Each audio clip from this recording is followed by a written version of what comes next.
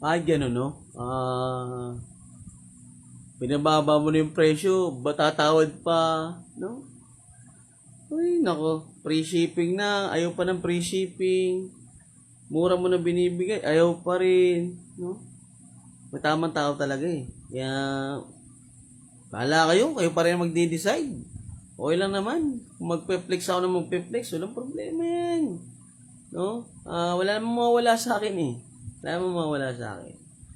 So, magbasa, magtanong, no? Tingnan muna ang mga nakikita sa screen, no? Tingnan nyo muna. Kasi pag nagtanong kayo at nandun na sa harap nyo, sino nakakahiya, di ba?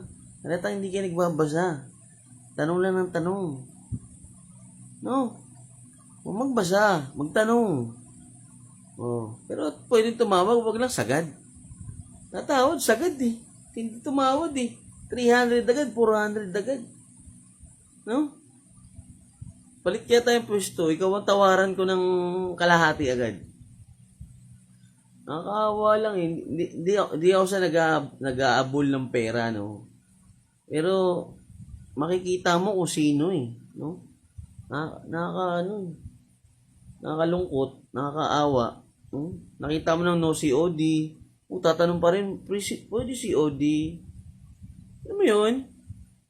Yung may nakalagay na ng bawal tumawid, may namamatay, tawid pa rin. Ay nako, mga tao talaga. Sakit sa ulo, wala akong. Buti na lang, pag hindi nag-SSD, relive. Pag walang PM, relive.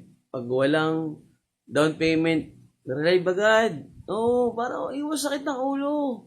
No? Para hindi na rin kayo mapwersa. Utang na loob ko pa na nag-mine kayo eh. Di ba?